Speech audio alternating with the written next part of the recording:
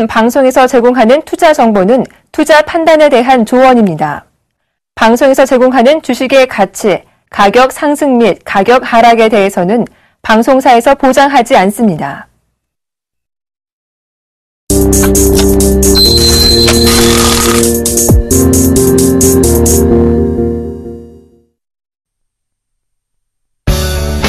자꾸 빠지는 수익률에 주식 투자가 힘드세요?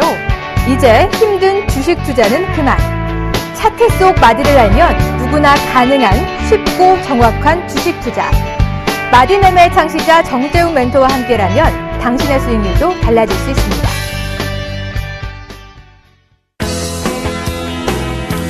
여러분 안녕하십니까. 대박플러스 시즌2 화요일을 책임지는 남자 정재훈입니다. 오늘이 9월 마지막 날입니다.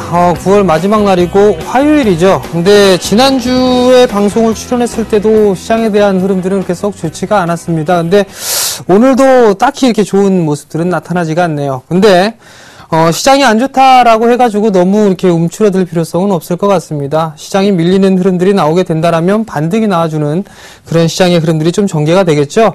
지난주에도 좀 말씀을 드렸다시피 바닥을 좀 다지는 구간이다라는 부분들 좀 말씀을 드렸었는데요. 이번 주에는 어떤 말씀을 좀 드릴지 끝까지 시청을 해주시기 바랍니다. 자, 그러면 대박플러스 시즌2 참여 방법부터 먼저 말씀을 드리도록 하겠습니다. 총 3가지 방법이 있죠. 전화 상담과 문자 상담 그리고 홈페이지를 이용하는 방법이 있는데요. 전화 상담은요, 02-3153-2611, 2612 두 대의 전화가 설치가 되어 있고요. 문자는요, 무료 문자입니다. 013-3366-0110번으로 문자를 보내주시면 될 것 같고요. 마지막으로 홈페이지를 이용하는 방법이 있는데요. 서울경제TV 홈페이지입니다. www.cntv.co.kr 종목 상담 신청 게시판을 활용을 하셔도 실시간으로 상담이 가능하다라는 점 말씀드리도록 하겠습니다. 자, 궁금한 사항이 있으시면 언제든지 게시판에 올려주시기 바랍니다. 자, 일단 그건 그렇고 오늘 시장을 한번 생각을 좀 해봐야 될 것 같습니다. 지수가 2000포인트 초반권역까지 좀 밀려 내려오는 그런 모습들이 나타났었죠. 코스피 지수는 2020.09포인트, 6.51포인트 하락을 했죠. 0.32% 하락 마무리가 좀 됐습니다. 코스닥 같은 경우는 반대죠. 573.22포인트, 약 0.69% 상승을 해주는 그런 모습들이 나타났습니다. 뿐만 아니라 대외적인 좀 변수 부분들이 있었죠. 미국의 양적 완화에 대한 조기 종료 부분들, 그다음에 금리 인상, 이런 부분들 때문에 환율이 상승을 해주는 그런 모습들이 나타났네요. 1,055원 20전에 좀 거래가 되고 있는 그런 모습들입니다. 결국엔 여러 가지 이 얘기들이 좀 있습니다. 내부적인 그런 요인들도 있지만 외부적인 그런 요인들도 있었죠. 특히나 오늘 같은 경우는 중국과 홍콩에서 좀 나왔던 얘기들, 시위라든가 이런 얘기들이 있었어요. 근데 그 부분들 때문에 2024년에 턱걸이를 했다, 이런 얘기들이 있는데, 결국 결론만 말씀을 드리게 된다라면 조정을 받을 때 온갖 핑계를 다 만듭니다. 빠지면 빠지는 이유를 좀 찾기 마련이고요. 올라갈 때는 올라갈 이유를 찾는 게 바로 이 주식시장이 아닌가라고 좀 생각을 합니다.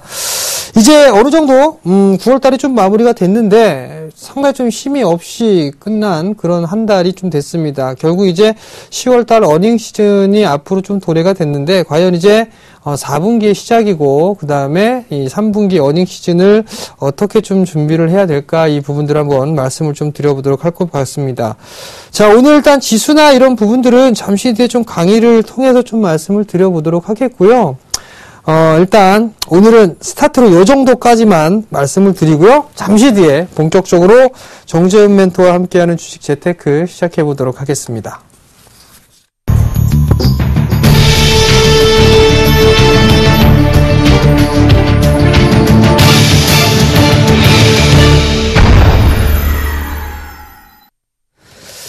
자, 주식을 하는 데 있어서는 기본적 분석, 그리고 기술적 분석, 여러 가지 분석 방법이 있죠. 근데 기술적 분석만 하는 부분들은 좀 옳지가 않다라는 부분들까지 좀 말씀을 좀 드렸을 거예요. 뿐만 아니라, 기본적 분석뿐만 아니라 기술적 분석도 해야 되고 기본적 분석도 좀 중요한 부분들입니다. 이 두 가지를 다 합한 그런 전략이 바로 정재훈 멘토와 함께하는 주식 재테크가 아닌가라고 좀 말씀을 드리고 싶은데요. 자, 지난 시간에 좀 말씀을 드렸던 부분들 한번 정리를 좀 해보도록 하겠습니다. 지난주에 지난주 시장에도 시장은 좀 안 좋았었어요. 시장은 좀 안 좋았었죠. 2020포인트 때, 2030포인트 때 요 자리대에 근방이 좀 있었을 거예요.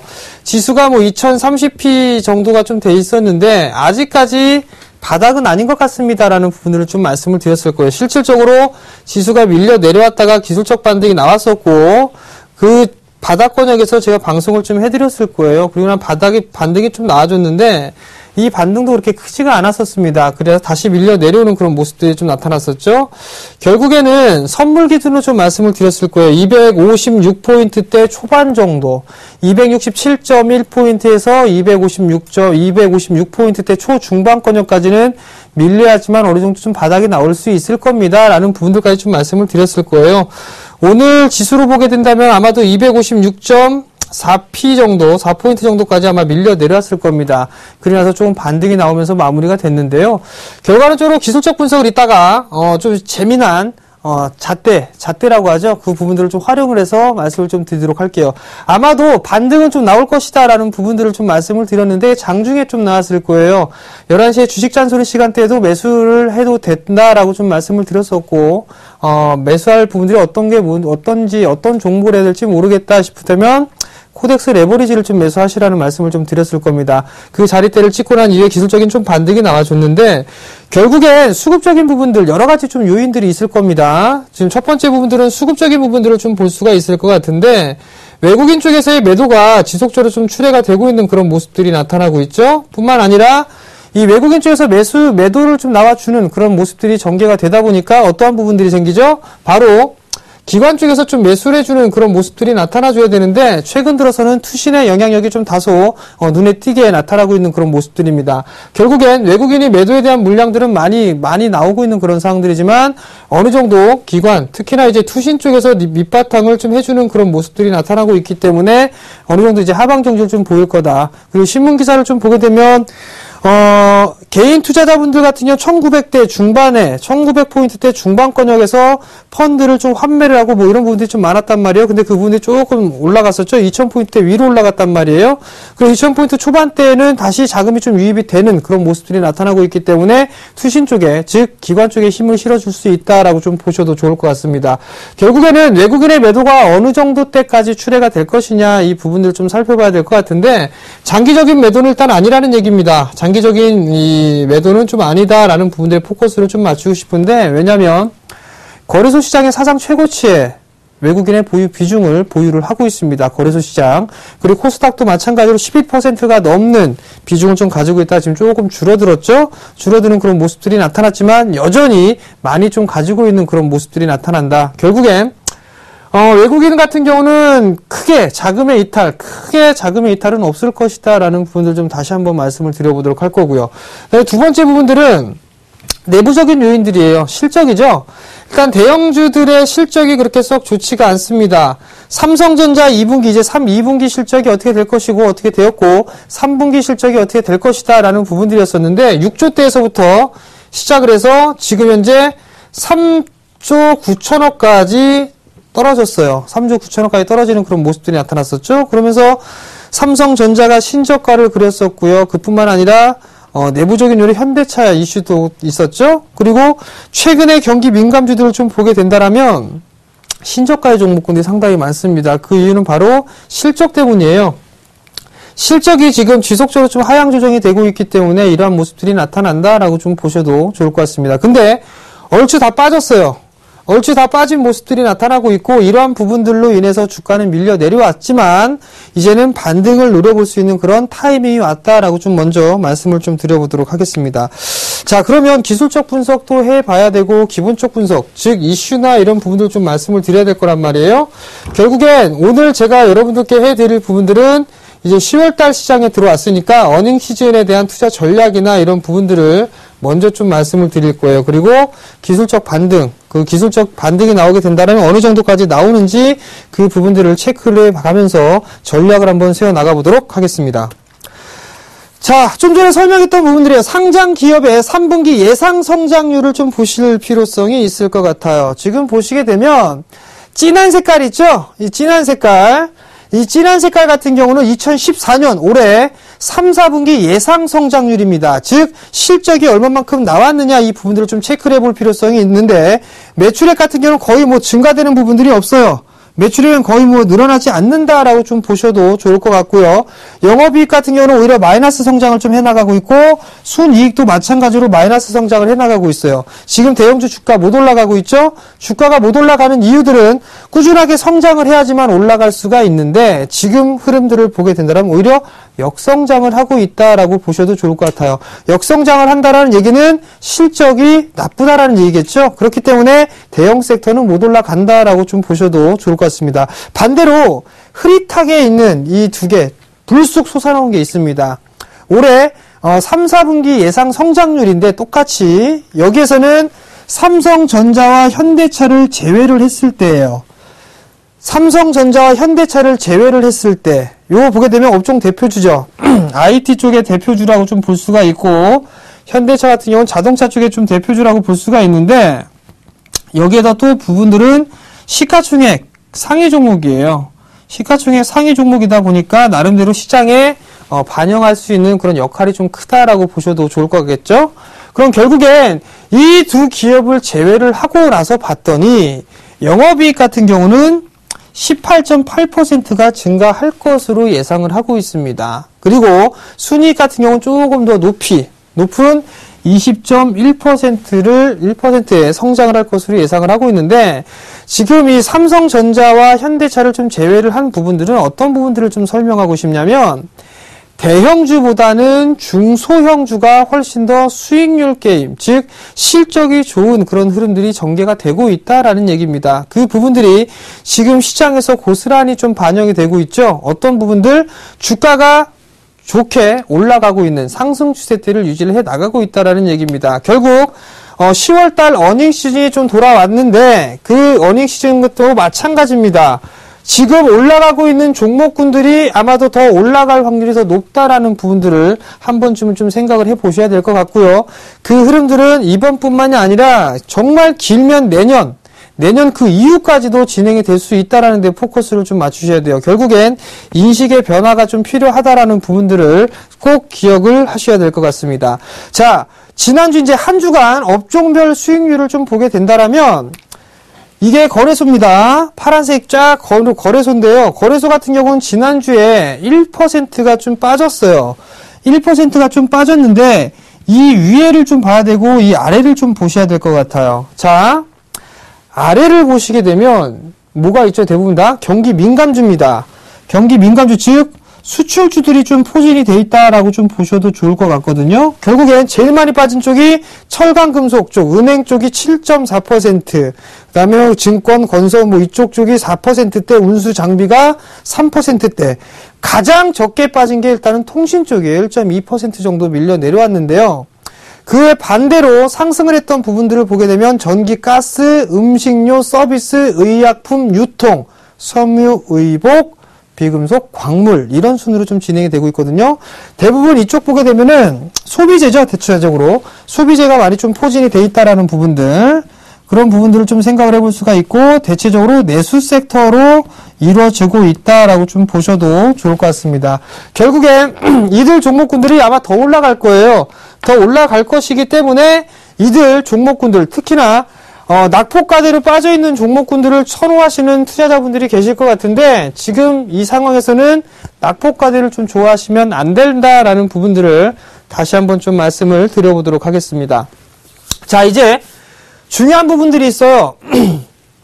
외국인의 연속적인 순매도가 좀 나와주고 있는데 3주 연속으로 순매도가 나왔습니다. 올해 2월 중순 이후엔 처음 있는 일인데 올해 2월달 중순까지만 해도 쭉 꾸준하게 3주 연속으로 매도가 나와주는 그런 모습들을 좀 보였다가 지금 같은 경우 3주 연속 다시 이제 3주 연속 매도가 나오고 있고 오늘 같은 경우 매도가 좀 출회가 됐는데 한 달 기준으로 보게 되면 아직까지 뭐 1조 원 이상 매도가 나오진 않았습니다. 제가 알기로는 8,900억 정도 매도가 나와주는 그런 모습들을 좀 보였었거든요.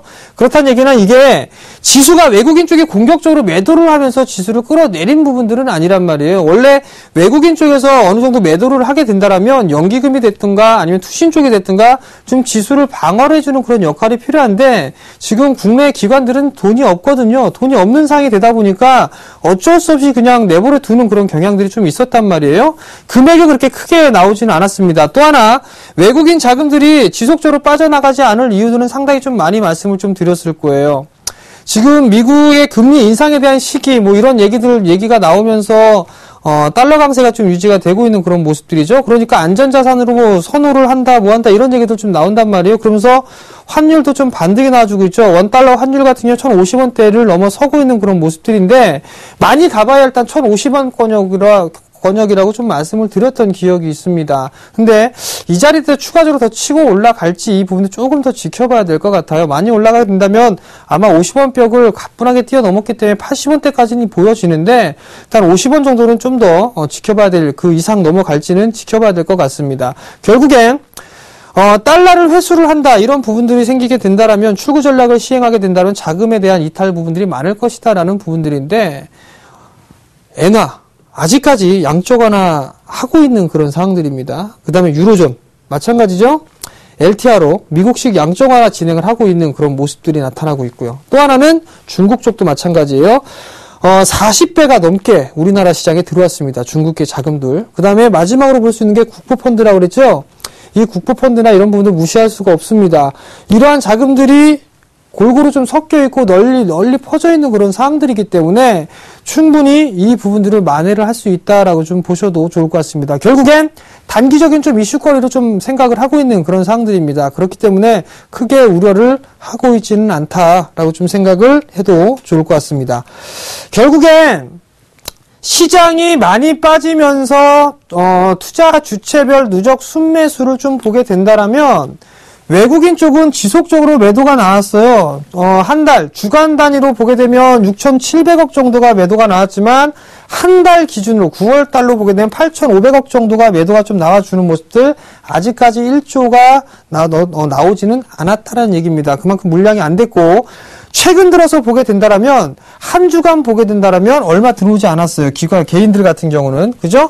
누적으로 따져보게 된다라면, 상당히 많은 7,500억 가까이 매수가 들어왔는데, 대부분 매수한 종목군으로 보면 지금 내수 섹터가 아닌 경기 민감주들 쪽으로 많이 매수를 했단 말이에요. 그렇기 때문에 체감은 상당히 좀 어렵다라고 좀 보셔도 좋을 것 같고, 최근 들어서는 또 기관 쪽에서 매수를 해주고 있는 그런 모습들인데, 펀드를 환매했던 부분들, 펀드 환매에 대한 지수대가 좀 더 높아졌다고 그랬었죠. 그렇기 때문에 개인 쪽에 자금이 조금 유입이 되고 있는 그런 모습들이에요. 상당히 좀 매수를 못 해주는 그런 모습들인데, 9월 누적으로 따져보게 되면 얼마 매수를 안 했어요. 근데 한 주당으로만 보게 된다라면 상당히 많은 그런 매수를 했었죠. 한 주 일주일 동안 보게 된다라면 5,800억 가까이 매수를 해주는 그런 모습들이 나타났었단 말이에요. 결국 어느 정도 지수가 이제 안정화가 되고 있고, 그런 얘기들이 좀 퍼지면서 지수가 밀려나게 되면 다시 이제 고객 예탁금이 증가를 해주는 그런 모습들이 나타나고 있고, 또는 정시펀드를 가입해주는 그런 모습들이 나타났단 말이에요. 결국엔 이슈적인 부분들, 실적이 안 좋기 때문에 안 되고, 그 다음에 수급적으로 약간 꼬여있는 그런 상황들이기 때문에 지수가 큰 폭으로 올라가기엔 다소 힘들다라는 부분들까지도 한 번쯤은 이곳에서 생각을 해볼 필요성이 있을 것 같습니다. 그러면 여기서 이제 한 가지를 더 생각을 해봐야 될 것 같아요. 어떤 부분들을 좀 생각을 해보냐면, 과거에 주가가 많이 밀려 내려오게 되면 항상 나왔던 얘기들이 있습니다. 우리나라 시장이 PER 기준으로 몇 배고 PBR 기준으로 몇 배 수준이다라는 얘기들, 공통적으로 PBR 1배 수준이다, 이런 얘기들을 좀 많이 했었죠. 1배 이하권역이다, 뭐 이런 얘기들이 좀 나오게 된다라면 그 자리대에서는 영락없는 머지않아서 바로 돌아 세울 수 있는 그런 자리대 위치가 바로 PBR 1배 이하권역입니다. 그죠? 근데 오늘 지수로만 따져보게 되면 1배 미만으로 아마 떨어졌을 겁니다. 그 부분들을 살펴보게 되면 코스피 12개월 PBR 밴드 추이를 좀 보시게 된다라면, 지금 표시 편차를 딱 놓고 1로 또 놓고 좀 보게 됐을 때, 지금 우리나라의 같은 위치를 좀 보게 된다라면 1배 수준을 하회해주는 그런 모습들이 나타났어요. 결국엔 한배 수준을 이탈을 했다라면 일시적으로 이탈을 했지만 바로 회복을 해주는 그런 모습들이 나타났다는 얘기죠. 지금 마찬가지로 이탈했다가 다시 올라가주는 그런 모습들이 나타났었고, 조금 더 시간이 오래 걸렸지만 이 부분들도 마찬가지로 한배 이하권역으로 빠졌으니까 회복은 좀 더 빠르게 나타날 수가 있다는 얘기예요. 결국엔 곳곳에 빠지는 모습들이 나타났었지만 바로 회복을 해주는 그런 모습들이 나타났고, 지금 구간에서는 한배 수준에서 조금 밑으로 내려왔을 겁니다. 지금 위치가. 그렇기 때문에 무슨 얘기가 될까요? 빠지면 이제 매수를 해도 된다라는 얘기입니다. 결국 매수를 하게 되면 바로 돌려 세울 수가 있는 그런 구간들이기 때문에 일단 매수를 하면 된다. 근데 지금은 무슨 장이라고 합니까? 순환매장이라고 합니까? 추세장이라고 합니까? 뭐라고 합니까? 바로 차별화 장세라고 얘기를 하죠. 그러면 차별화가 진행이 된다라는 얘기는 올라가는 종목군들만 올라간다라는 얘기고, 빠지는 종목군들은 계속적으로 빠진다라는 얘기입니다. 지금 장에서는 빠지는 종목을 사는 게 아니라 올라가는 종목을 사야지만 좋은 수익을 낼 수 있다라는 부분들 좀 생각을 하시면 좋을 것 같고요. 자, 다음 한번 볼까요? 코스닥의 실적 모멘텀이 우세하다. 뜬금없이 얘기가 좀 나왔습니다. 근데 지금 여기에서 보게 된다라면 거래소하고 코스닥하고 구분은 하지 맙시다. 예. 거래소, 코스닥 이건 구분하지 말고 대형주냐 아니면 중소형주냐 이런 부분들을 좀 생각을 해볼 필요성이 있을 것 같아요. 대형주 같은 경우는 실적이 안 좋아요. 안 좋으니까 밀려 내려오는 부분들이고 주가가 신저가가 속출해주고 있는 그런 상황들이지만, 중형주, 소형주 같은 경우는 상당히 주가의 탄력이 붙고 있는 그런 모습들이죠. 그 부분도 잠시 뒤에 차트를 좀 보시면서 말씀을 좀 드릴 거예요. 지금 모습을 보게 되면 지금 거래소 시장을 좀 보게 된다라면 계속적으로 빠져나갔었어요. 실적이 줄어들었다는 얘기인데, 올해 2014년에 조금 성장을 했다가 2015년도에는 17% 정도 성장을 할 것으로 예상을 하고 있어요. 근데 대형주 같은 경우는 어때요? 대형주는 올해까지 꽝입니다. 꽝. 실적이 밀려 내려온다라는 얘기가 되겠죠? 근데 내년도 돼서는 한 15% 정도는 성장을 할 것이다 라고 전망을 하고 있습니다. 뚜껑은 열어봐야 되겠죠? 근데 코스피를 통틀어서 한 것보다 대형주가 좀 더 적게 성장을 하죠. 그렇다는 얘기는 여기에 있는 부분들은 중소형주가 좀 더 유리한 그런 구간들이 맞다라고 좀 생각을 하셔도 좋을 것 같아요. 그러면 거래소는 중소형주가 좀 더 유리하다라고 좀 생각을 해보면 되고, 반대로 이제 코스닥 같은 경우를 한번 보시죠. 코스닥을 보시게 되면 작년까지는 마이너스 성장이었었어요. 근데 올해 같은 경우는 20% 정도 성장을 하고, 내년 같은 경우는 거의 38%에 육박하는 성장을 할 것으로 전망을 하고 있거든요. 그렇다는 얘기는 대형주보다 훨씬 더 낫고 거의 2배 가까이, 2배 이상 좋죠. 거래소에 있는 중소형주보다도 2배 이상 좋은 실적을 예상하고 있다는 얘기예요. 결국엔 거래소 대형주 대 코스피와 코스닥의 중소형주, 이렇게 밀집을 해서 요 두 가지로 해서 합해갖고 요들 섹터를 보는 게 훨씬 더 유리하다라는 계산이 좀 나오게 될 거예요. 결국엔 차별화가 나오는 이유는 많은 이유가 있겠지만 가장 중요한 부분들은 실적이라고 보시면 될 것 같아요. 실적이 좋지가 않으니까 차별화가 좀 진행이 된다라고 좀 보셔도 좋을 것 같고, 지금 시장에서 코스닥 시장 많이 올랐기 때문에 코스닥에서 거래소로 이동해야 된다 의미가 없는 부분들이고, 거래소 시장 계속 신저가가 나오고 있고 코스닥 시장 가고 있기 때문에 거래소에서 코스닥을 이동해야 된다 라는 부분들도 별 의미가 없는 부분들입니다. 그렇기 때문에 구분을 하는 것보단 시가총액 기준으로 큰 종목이냐 아니면 작은 종목이냐 이걸로 기준을 좀 삼는 게 좋은 방법이 될 것입니다. 자, 그러면 이제 4분기가 내일부터 시작이 된단 말이에요. 그죠?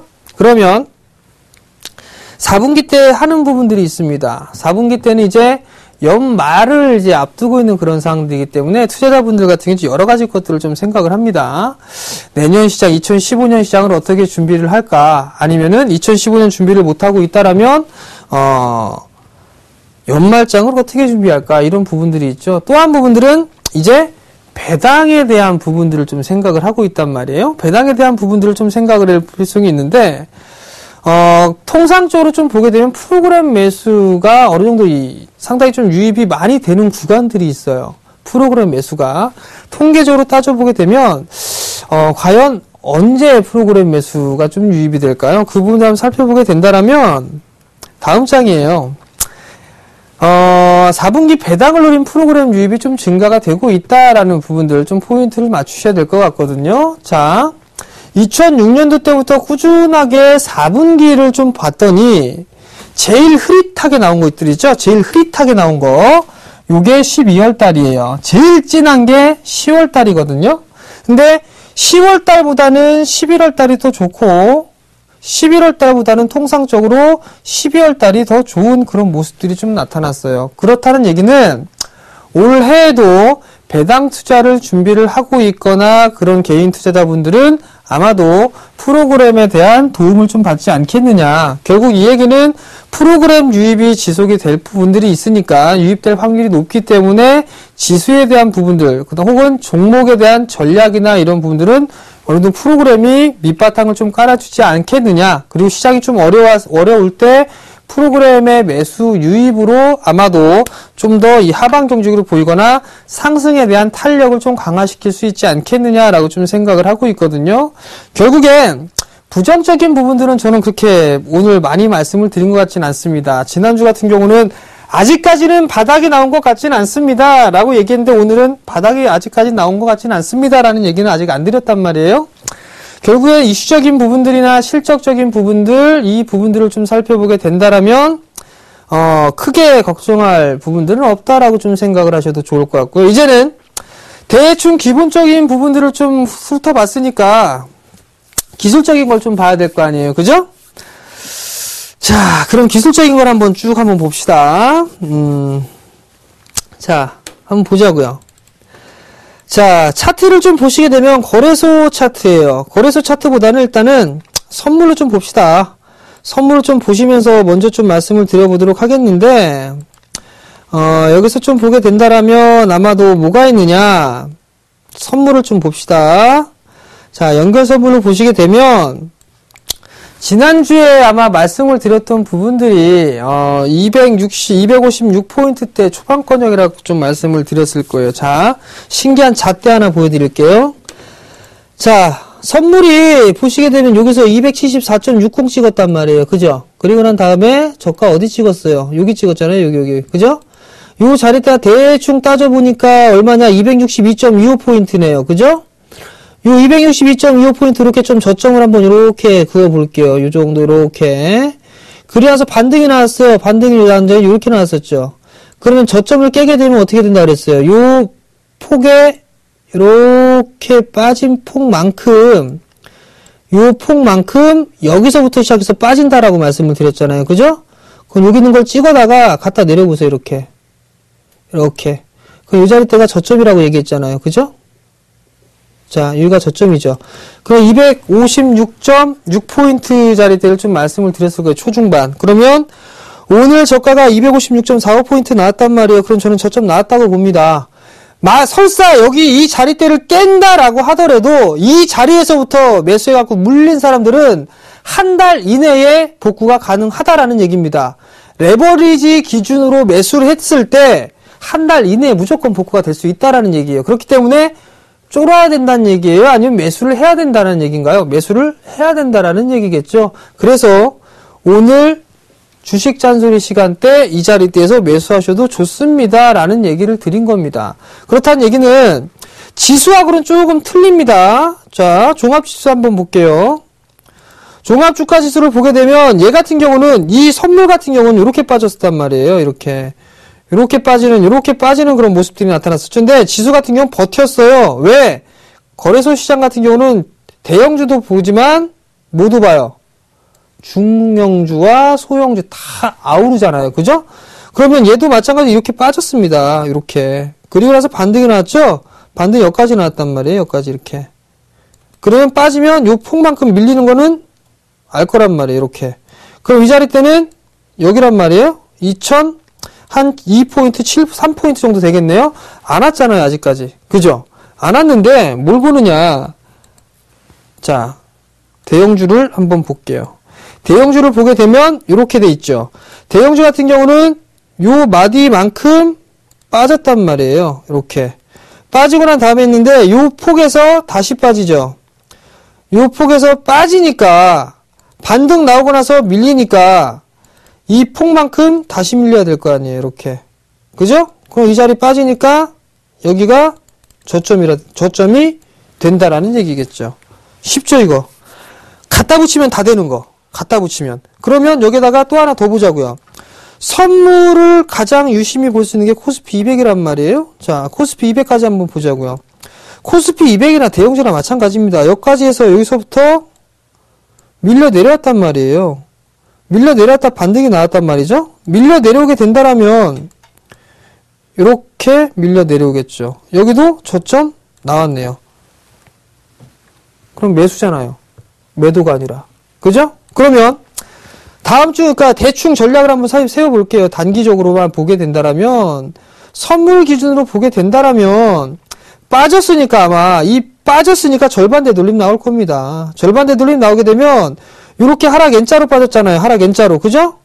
그럼 기본적으로 절반 되돌림 자리대 한번 보세요. 그러면 262.7 정도 되겠네요. 요 자리대까지 일단 반등 나올 겁니다. 한 262 정도까지는 아마 반등이 진행이 될 거예요. 그러면 물려있던 사람들은 이 자리대 왔을 때 내가 매도를 할까 아니면 가져갈까를 고민하면 될 것 같습니다. 그렇게 좀 생각을 하시면 될 것 같고, 아니면 신규로 접근하시는 분들이나 이런 분들이 있다면 목표 지수대를 그 정도 잡고 대응을 하면 되겠다라는 얘기예요. 결국 그러면 이제 어닝 시즌에 대한 투자 전략을 좀 말씀을 드려야 될 것 같아요. 자, 간단하게 좀 적어드릴게요. 시간이 그렇게 많지가 않으니까. 첫 번째로는 중요한 부분들이에요. 첫 번째는 누군가 사주는 애들을 사세요. 기관이 됐든 외국인이 됐든 매수를 해주는 종목군들을 사세요. 매수를 해주는 종목군들을 보세요. 아마도 대체적으로 다 내수 쪽이라든가 아니면 서비스 쪽이나 통신, 게임 이런 쪽일 거예요. 이런 쪽의 종목군들을 살 거란 말이에요. 거기다가 반도체 쪽도 좀 있을 겁니다. 그런 종목군들 사세요. 결국 올라가는 종목군들 보시라는 얘기고, 두 번째는요, 시장이 빠졌기 때문에 많이 빠진 주식을 살려고 그래요. 아직 시장은 낙폭과대로 들어간 게 아닙니다. 지수는 낙폭과대로 들어간 게 아니에요. 낙폭과대가 아니기 때문에 종목은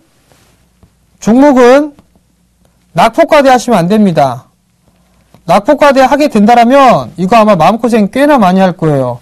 설사 반등이 나온다고 해도 일시적입니다. 추세 전환 아니라 그냥 기술적 반등일 뿐이에요. 그리고 지금에서부터 큰 반등은 안 나올 겁니다. 이렇게 좀 생각을 하시면 돼요. 결국엔 업황을 보고 그 다음에 섹터를 보고 종목을 보고 수급을 보고 이렇게 하는 부분들이 아니라 위에서부터 훑고 내려오는 게 아니라 누군가가 어떤 종목을 매수를 했느냐부터 시작하세요. 그러고 나서 차트 모양새가 이쁜가를 보고, 그리고 난 다음에 업종을 보고 섹터를 보시면 되거든요. 마지막으로 누군가는 매수를 해주는 종목이니까 수급이란 말이에요. 이 부분들은. 그죠? 수급이 있으니까 요걸 좀 보시고, 그 다음에는 기술적 분석상에서는 61선 위에 있는 것들 보세요. 61선 위에 있는 종목군들, 이런 종목군들 보시고 61선을 뚫었을 때 거래량 증가되는 거, 거래량 증가된 것들 보세요. 거래량 증가된 것들을 보게 되면 나름대로 좀 괜찮을 거고, 마지막 한 가지를 더 보게 된다라면 턴어라운드를 보기에는 조금 일러요. 그죠? 턴어라운드 되는 주식은 그 종목을 좀 분석하고 확인을 해봐야 되는데, 만약에 그게 아니라면 올해 상반기에 실적이 좋았던 거, 실적이 영업이익 기준으로 20% 이상 성장한 종목군들만 보세요.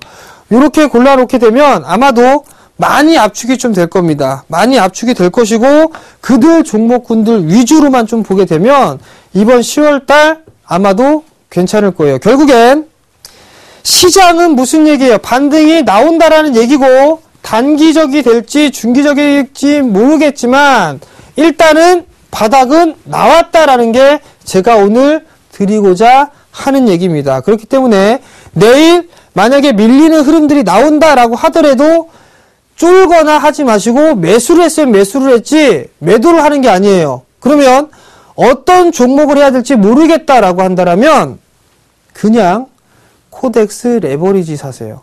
조금 전에 어떤 종목군들을 사야 되는가 이 부분들 말씀을 드렸을 거예요. 그들 찾아보시고 나는 그래도 모르겠다 싶으면 코덱스 레버리지를 사면 될 것 같습니다. 잠시 뒤에 이 종목 상담 때는 좀 짧게 진행을 했는데 좀 늘려서 했어야 되는데요. 이 정도까지 좀 마치도록 하겠고 잠시 뒤에는요 포트폴리오 상담 이어가도록 하겠습니다.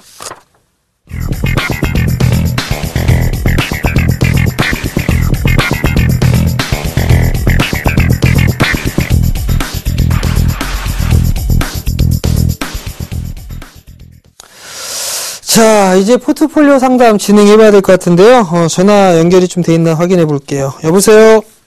여보세요? 네, 안녕하세요. 네, 반갑습니다. 네. 포트폴리오 상담을 신청을 하셨어요. 예. 지금 화면에 이제 어떤 종목을 가지고 있고 포트폴리오가 나올 테니까요. 좀 확인 한번 해보세요. 네. 자, 첫 번째로 기아차를 57,700원에 20%를 매수하셨고요. 소리바다 5,200원에 10%, SK 183,000원에 10%, 롯데쇼핑 36만원에 10%, 삼성 SDI 15만원에 10%, KMW 19,900원에 10%, 현금 30%. 맞으신가요? 네네. 6종목을 매수를 하셨어요. 네. 그죠? 네. 매수는 잘 하신 것 같아요. 나름 이 포트폴리오를 딱 짜는 것 같아요. 자동차, IT, 지주사. 그죠? 그 다음에 내수까지. 그 폭넓게 일단 다 하셨어요. 일단은. 네. 어떤 거부터 제일 문제가 되는 게 어떤 거세요? KMW가. KMW요. 예. 네네. 여기 좀 높게 들어가가지고. 네.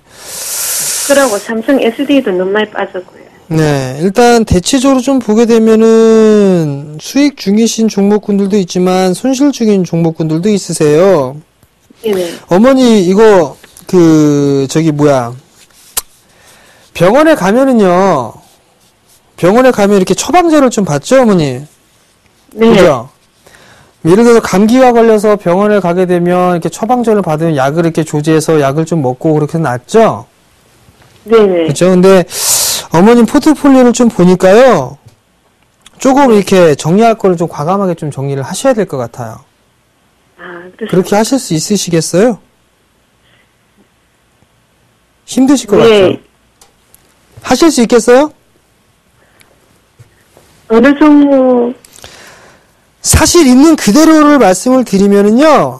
네. 제가 마음에 드는 종목은 그다지 없습니다. 냉정하게 말씀을 드리면.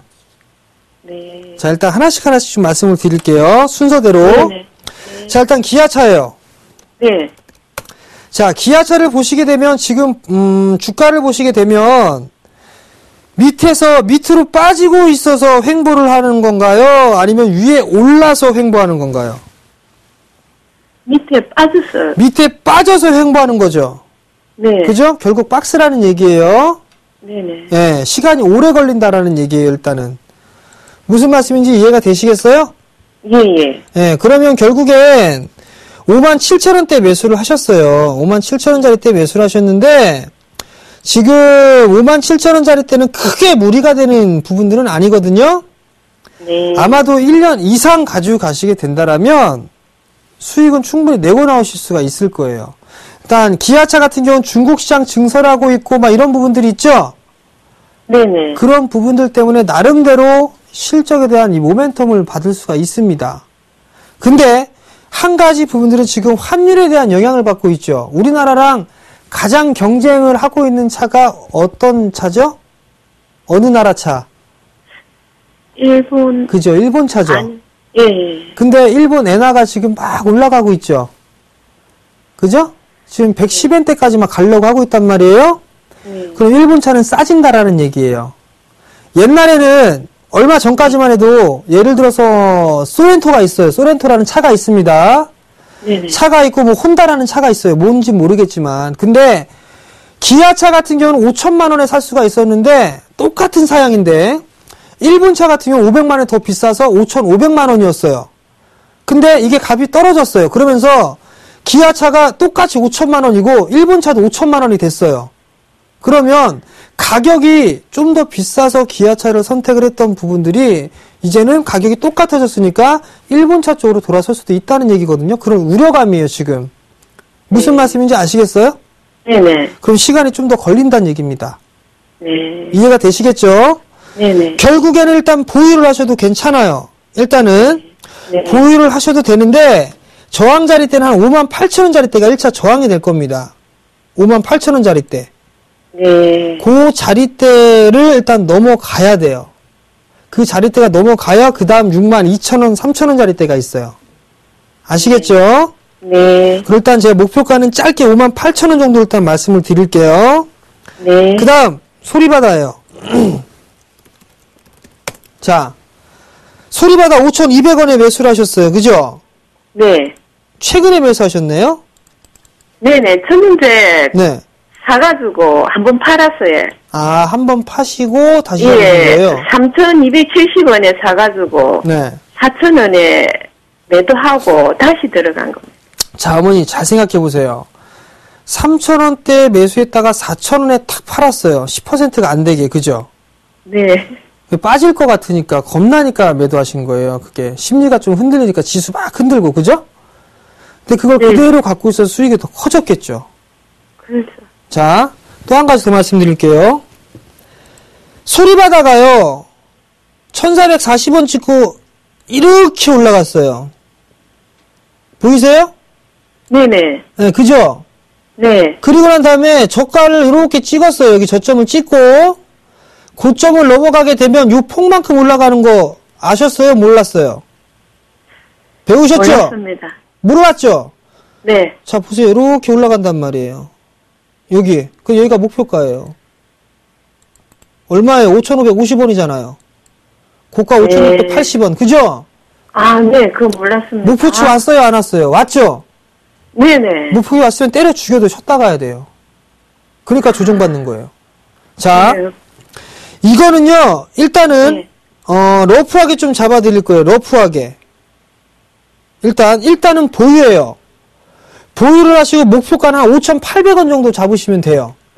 네. 5,800원. 근데 제가 네. 손절을 일부러 좀 타이트하게 잡아놨어요. 왜냐면 네. 이거 5,000원짜리 깨지게 되면 4,000원대 중반권역까지 밀리거든요. 네. 한 4,600원, 4,700원대까지 밀릴 수가 있어서 네. 일단 손절을 좀 짧게 잡았어요. 5,000원 이탈하면 리스크 관리를 좀 하셔야 되고 네. 그리고 저 고점을 넘어가게 되면 한 5,800원대까지는 움직일 거예요. 네. 네, 그 자리대에서 일단은 챙기는 전략 좀 말씀을 드릴게요. 네. 아시겠죠? 자, 그 다음에 이제 시간이 없으니까 좀 빨리빨리 할게요. 네. 자, SK예요. SK는 제가 마음에 들어요. SK는. 근데 조금 더 가지고 가셨다가 이거 한 19만 5천 원 정도 있죠? 네네. 예, 19만 5천 원 정도가 오게 되면 한 번 덜어주세요. SK 같은 네. 경우는. 아시겠죠? 네. 네네. 그 다음 보게 되면 롯데쇼핑이에요. 네. 롯데쇼핑이 내수 섹터이기도 한데, 어머니 백화점 자주 가세요? 롯데마트 자주 가세요? 아, 제가 마트를 자주 갑니다. 마트를 자주 가시죠? 만약에 네. 옷을 사거나 해도 요즘에 좀 보게 되면 백화점을 이용하는 것보다 마트를 이용하는 경우들이 많고 아니면은 뭐 인터넷을 활용해서 인터넷 쇼핑을 하는 경우도 좀 많거든요. 네. 그렇기 때문에 일단 롯데 쇼핑 같은 경우는 조금 탄력이 둔화될 수밖에 없어요. 아니면은 뭐 홈쇼핑을 보면서 물건을 구매한다거나 롯데 쇼핑 같은 경우는 지금 36만 원에 좀 매수를 하셨어요. 네. 36만 원인데 일단은 이게 한 34만 원 정도 요 자리대가 저항이거든요. 네. 일단은 요 정도만 보시는 게 좀 좋을 것 같아요. 34만 원네. 네, 34만 원. 그 정도 좀 보시게 되면 네. 그 자리대에서 좀 타협을 해서 타협점을 좀 찾아보는 걸 괜찮을 것 같아요. 네. 아니면 그 자리에 올라왔을 때 다시 한번 상담을 받아보시는 게 좋아요. 만약에 이게 지금 대박 플러스 같은 경우는 매주 화요일마다 제 출연하기 때문에 시기가 놓칠 수가 있잖아요. 네네. 그럼 11시에 주식 잔소리 하고 하니까 그쪽에다가 문자나 전화를 해주셔도 돼요. 아침 11시에 하니까, 아침 11시부터 11시 반까지 하니까. 네네. 아시겠죠? 네네. 네, 일단 34만 원이에요. 메모해 놓으세요. 네네. 자, 그 다음에 삼성 SDI예요. 네. 삼성 그룹주들은요, 정말 롱텀 아니면 가져가시면 안 돼요. 정말 길게 가져가셔야 돼요. 아직까지 지배구조나 이런 부분들이 끝나지가 않았거든요. 네. 일단 좀 시기가 상당히 좀 오래 걸릴 수가 있어요. 오래 걸릴 수가 있는 그런 상황이기 때문에 주가가 이게 지금 바닥에 나왔다라고 좀 볼 수도 없는 그런 상황들이고, 내 빠지면서 거래량이 좀 증가가 되고 있는 그런 모습들이란 말이에요. 네. 그렇기 때문에 더 빠질 수도 있다라고 좀 생각을 하거든요. 아마 이게 많이 빠지면 12만원짜리 때도 깰 겁니다. 이게 지금 모양새를 보게 되면 요 자리대에서 빠졌단 말이에요. 이렇게 요 폭으로 빠져버리게 되면 이거 저가 깰 겁니다. 아마 저점을 깨서 어디까지 빠지느냐, 11만 7천원 8천원 요 자리대까지 빠질 수도 있어요. 그러니까 결국은 예. 삼성 SDI는 손절 타이밍을 놓쳤습니다. 장투로 끌고 간다 생각하셔야 돼요. 최소 1년. 아시겠죠? 네. 저는 그거를 갖다가 단가를 좀 낮출까 생각했는데. 아니에요. 아직 하시면 안 돼요. 되겠네요. 아직 하시면 안 돼요. 지금 애매한 자리입니다. 지금 하시면 또 마음고생하세요. 아시겠죠? 네네. 그리고 목표가는 일단은 얼마 정도 좀 잡아드리냐면, 이건 목표가를 안 잡아드릴 거예요. 요거는 한 나오게 된 14만원 정도? 일단 그 정도 좀 보시고 대응을 좀 하셔야 될 것 같고, 길게 좀 버티셔야 된다라는 거. 아시겠죠? 네. 자, 그 다음에 마지막으로 KMW예요. 이건 그냥 매도 권해드려요, 저. 이거는 지금 매도 권해드립니다. 어머니. 네. 그러면 얼마 정도 매도를 낼까요? 이게 낙폭카드로 들어갔는데 거래량이 증가되면서 빠졌단 말이에요. 그죠? 네. 거래량이 증가된 거라, 예를 들면, 어떤 종목군들이 있냐면, 멜파스 보이시죠? 멜파스 계속 빠지죠? 네네. 지금 요 구간일 수도 있어요. 이해가 되시겠어요? 네네. 그러니까 좀 매도를 권해드립니다. 일단 KMW는. 그러면 매도를 한 얼마 정도의 매도를? 그냥 내일 매도하세요. 그냥 네. 네, 내일. 네. 그렇게 좀 매도를 하시면, 일단 나름대로 좀 보게 되면 현금이나 이런 부분 한 40%에서 50% 정도 되실 거예요. 그죠? 네네. 그러면 지금 조금 전에 지수 빠지면 뭐 사야 될지 모르겠다 싶으면 뭐 사라고 제가 말씀을 드렸나, 혹시 기억나세요? 방송 안 보셨죠? 방송 보셨어요, 어머니? 못 보셨죠? 지수 반등 나올 거예요. 지수 반등 나올 건데, 네. 만약에 뭐 사야 될지 모르겠다 싶으면 코덱스 레버리지 하시면 되고요. 그 다음에 관심 있게 좀 볼만한 레버리에? 코덱스 레버리지 ETF 상품인데요. 코덱스 레버리지나 이런 종목을 좀 보시면 되고, 네. 그 다음에 나는 좀 다른 종목군들, 좀 괜찮은 종목군들 보겠다 싶으면 곡물주들 좀 보세요. 이지바이오, 뭐 네. 팜스토리, 우성사료 이런 것들 있죠? 네네. 이런 애들 실적 괜찮아요. 3분기. 아시겠죠? 네네. 예, 요런 종목 보시고 또 문의가 있으면 또 전화 주세요. 네네. 네, 성공 투자하십시오. 네, 감사합니다. 네. 자, 이 종목상도 왜 이렇게 많은지 모르겠어요. 저는 항상. 자, 오늘 숨가쁘게 좀 달려왔습니다. 저는 다음 주 화요일 날 다시 찾아뵙도록 하겠고요. 오늘은 여기서 물러나도록 하겠습니다. 시청해 주셔서 감사합니다.